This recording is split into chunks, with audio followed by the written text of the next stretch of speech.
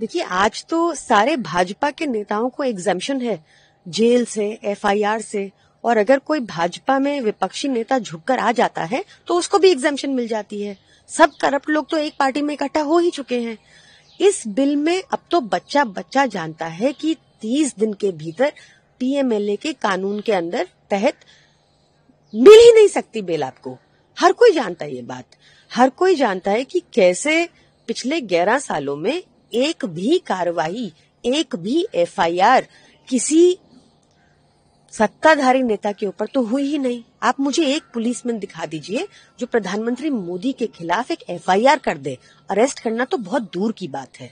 अगर उनकी मंशा इस बिल को लाने में सही है तो बस एक प्रोविजन ऐड कर दे कि अगर पता चलता है कि केस फर्जी था तो जिस अधिकारी ने उस केस चलाने की अनुमति दी या जिस कंप्लेनेंट ने ऐसी झूठी कंप्लेंट डाली, उन दोनों को भी इतनी ही सजा होगी जितनी किसी बेगुनाह को होती है, जितनी एक बेगुनाह को जेल में रहने से हुई।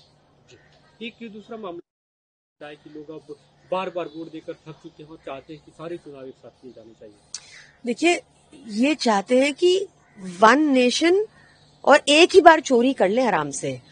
इनको पता है कि पूरे देश में एक बार गड़बड़ी करी और पूरे देश के चुनाव को असेस करते करते 45 डे पीरियड तो वैसे ही निकल जाएगा, तो इनकी चोरी पकड़ी नहीं जाएगी।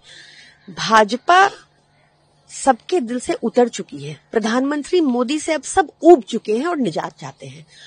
पर इनका 2025 में भी हमारे देश को one nation, one education, one nation, one health care की जरूरत है। ये मूलभूत सुविधाएं आज भी आम जनता की पहुंच से बहुत कोसों दूर हो गई हैं भाजपा शासन में। भाजपा चोरी करने के नए नए तरीके निकाल रही है। हमने देखा चंडीगढ़ में उन्होंने वोट चोरी कैसे की। हमने देखा कैसे दिल्ली में उन्होंने वोटर एडिशन डिलीशन करके वोटर मैनिपुलेशन किया, और इलेक्शन कमीशन इस पर कुछ नहीं कहता। ये बेहद चिंता की बात है। केंद्रीय विदेश मंत्री उन्होंने कहा कि पाकिस्तान को अगर इतनी दिक्कत है रसिया से तो खुद तेल न खरीदे रसिया से। उनका ये भी कहना था कि हमने सबने देखा कि ओसामा बिन लादेन पाकिस्तान में बटाबाद में छुपा हुआ था, और ये अमेरिका को भी पता है। अमेरिका को ओवरलुक थी, अगर अमेरिका के पास हिस्ट्री है तो ये ओवरलुक क्यों नहीं करता। देखिए, मुझे किसी दूसरे मुल्क से कोई मतलब नहीं है। मुझे भारत की चिंता है, मुझे इस देश की चिंता है।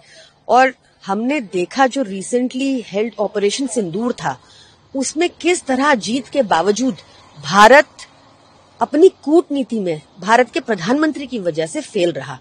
आज कोई भी देश हमारे साथ नहीं खड़ा। भूटान और नेपाल जो हमारे सच्चे मित्र थे और हमेशा साथ खड़े रहे, वो भी साथ नहीं रहे। आज बांग्लादेश तक के साथ रिश्ते इतने बिगड़ चुके हैं जिनकी भारत ने इतनी मदद की थी। ये हर तरीके से कूटनीतिक फेलियर है। अगर भारत रशियन ऑयल खरीद भी रहा है तो आप मुझे बताइए कि क्या किसी भारतवासी को इसका फायदा पहुंच रहा है। पूरा देश बेच दिया है मोदी जी ने अपने मित्रों के फायदे के लिए, और ये जनता को समझ आ रहा है।